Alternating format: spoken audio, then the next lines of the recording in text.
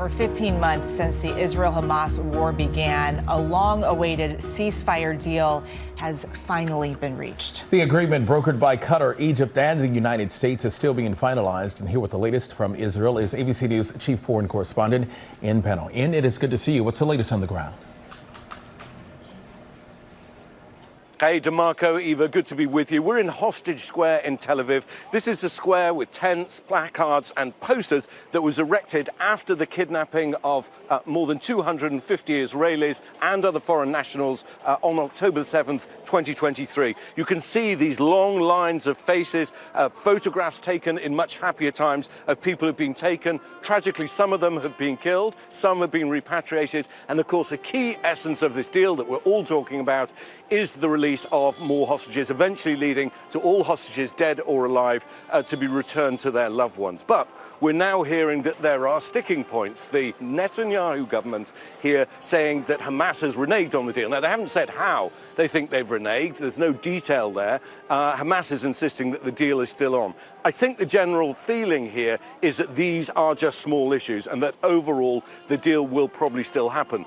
But in terms of the process, you have to have this Security Cabinet meeting, then the full Cabinet meeting to ratify it, then allow 2 days for the Supreme Court to potentially object, and then you can activate the start of the ceasefire deal. So we're all expecting for it to happen on Sunday, the 19th of January, but at the moment we can't say for sure that is going to happen. But everyone here hoping and praying that this nightmare is coming to an end. Eva? Yeah, that is what so many people are hoping and praying for. Ian Pannell there, thank you so much. Let's bring in Andrea Weinstein. Andrea's sister Judy Weinstein and brother-in-law Gad Haggai were killed on October 7th during that attack. Their remains were then taken into Gaza.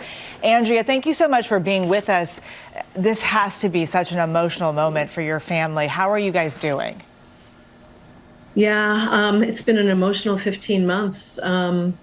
You know, we're waiting like everyone else for this to really come to fruition. There's been so much negotiation, you know, by the Biden team. You know, we're grateful for all of the work of their team, of President Biden, and now with our President-elect Trump coming in, we're grateful for the teamwork and the collaboration on this. It feels, you know, palpable that we're nearly there. You know, during this time, really connected with the other American hostage families. There are 7 of us.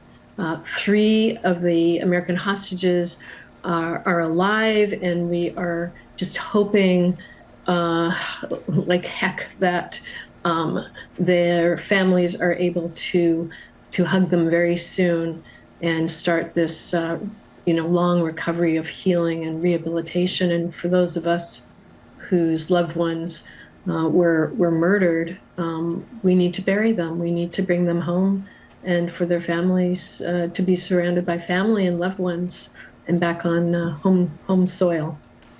Andrea, it's been a lot. It has been a lot indeed. Judy and Gad, they were both proud parents and grandparents as well. And Judy was a school teacher, and she also wrote poetry. And I hear you have something special to share with us.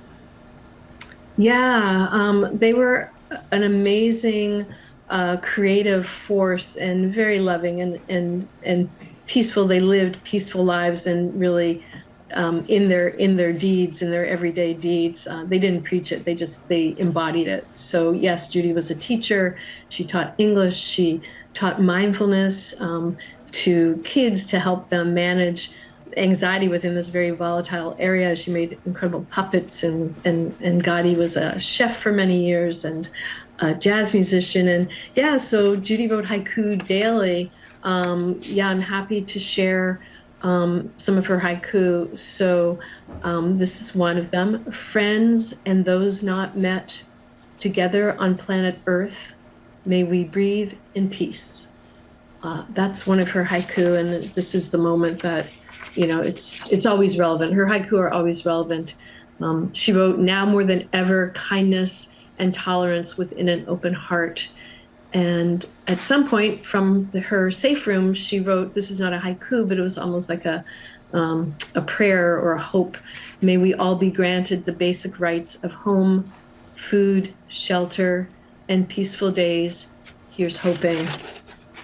This is who they were. This is, you know, they lived on the border of the Gaza in kibbutz near Oz, They believed in peace. They believed in working with their brothers and sisters on the same side of the border and across the border, and was very intentional to raise their children there, who are amazing and creative and making their contributions, including 7 beautiful grandchildren. Beautiful writings here. So much hope right now, and truly so much healing that's needed. Andrea, thank you so much for joining us. Thank you. Thank you. Thanks so much.